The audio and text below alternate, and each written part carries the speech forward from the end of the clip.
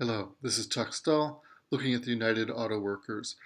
So this is a labor union that is intimately tied into the U.S. auto industry. The UAW was formed in 1935, and its initial strikes were to gain recognition as the union representing auto workers. And they started with the suppliers and then moved on to the big three. The sit-down strike in Flint, Michigan in the winter of 1936 to 1937 was a famous labor action where the union occupied the factory and fought off the police. So this was a General Motors plant, and they were looking for recognition by the company for the United Auto Workers to be the um, bargaining unit for the auto workers. Eventually, the governor of Michigan mediated, and General Motors recognized the UAW. Shortly thereafter, there was a strike against Chrysler, and Chrysler also recognized the UAW. The union had less success with Ford, and Ford resisted unions, sometimes violently. The what was known as the Battle of the Overpass, also in 1937 at the River Rouge plant. Um, Ford's service department, which was their security, um, got into a um, physical confrontation with union members and threw one union member off of the overpass and battered some union leaders. And so Ford, while not immediately recognizing the union, got really bad press because some of the photographers were able to um, keep the Ford security from taking their cameras and their film. And so the UAW wasn't successful at being recognized by Ford until 1941. Now, once the UAW was represented in all three major car companies in the big three, they had a strategy that worked very well against the tight interdependent oligopoly. The UAW took advantage of the structure when they were negotiating their contracts. Typically, contracts were for 3 years, and they would all be coming up for negotiation in the same year. And the UAW would identify one company as a strike target. If they were not able to get an agreement with, they would then strike against that company, but not against the other two. So the other companies could continue to sell cars. The strike target would be losing market share, would be losing money, and eventually they would then capitulate, would give up, and settle with the union. The union would then take the terms settled in that contract, use those to negotiate a new contract with the other producers. Now, the UAW's fortunes were really tied to the big three. The UAW shared oligopoly profits with the big three, with high-paying jobs and good benefits, both for current workers and for retirees. And as the big three faced more competition and market share fell, the UAW lost membership. At its peak in the late 70s, there were over 1.5 million workers represented by the UAW. By 2010, there were less than 400,000 workers, and there were more retired UAW members, 580,000, than there were active workers. Some of that has to do with the transplants. So the foreign brands operating in the United States typically paid high wages equivalent to the unions, but they typically were not represented by unions.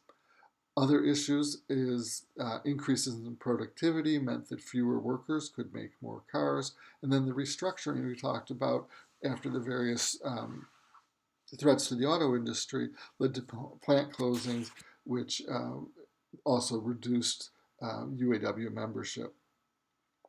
Recently, the United Auto Workers have been organizing outside motor vehicles, things like university teaching assistants and other unions. They've been trying to organize auto workers in the transplants, but so far they have not been successful at that.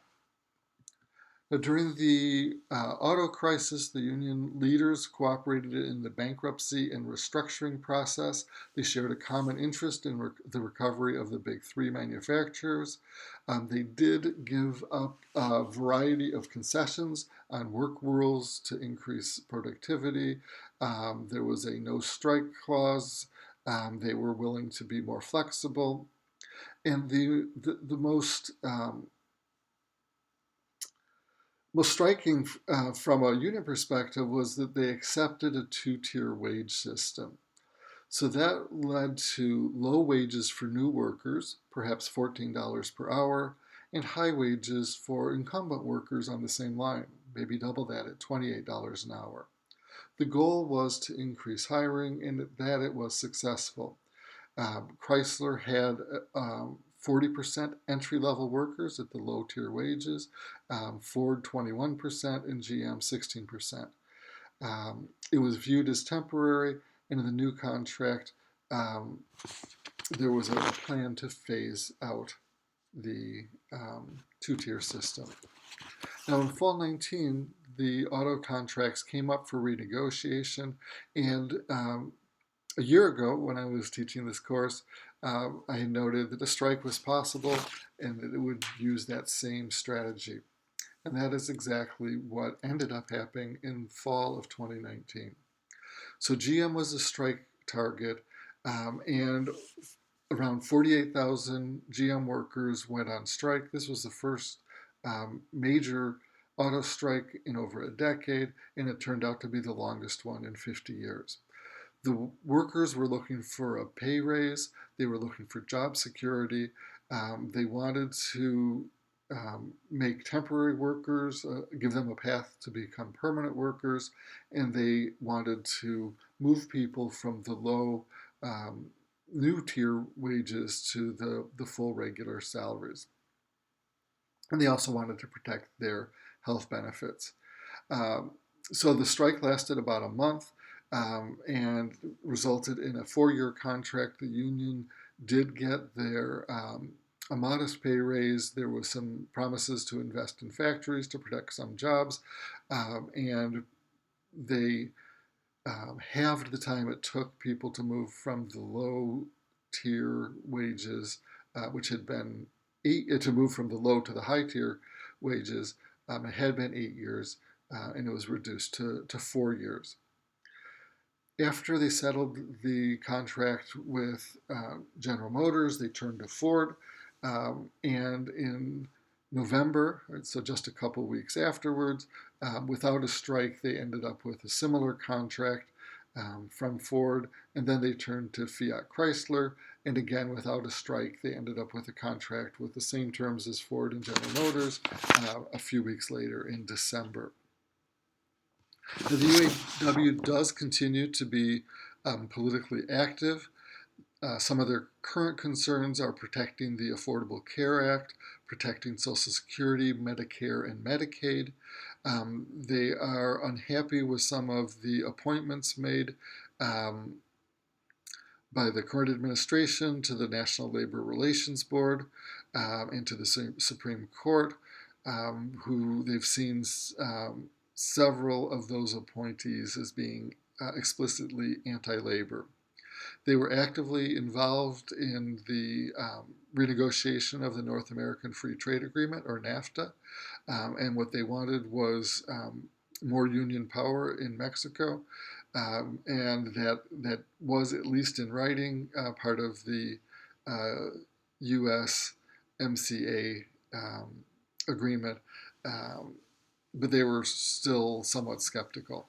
And the UAW also supports immigration reform and DACA, so really very different position than unionists had had 100 or so years ago.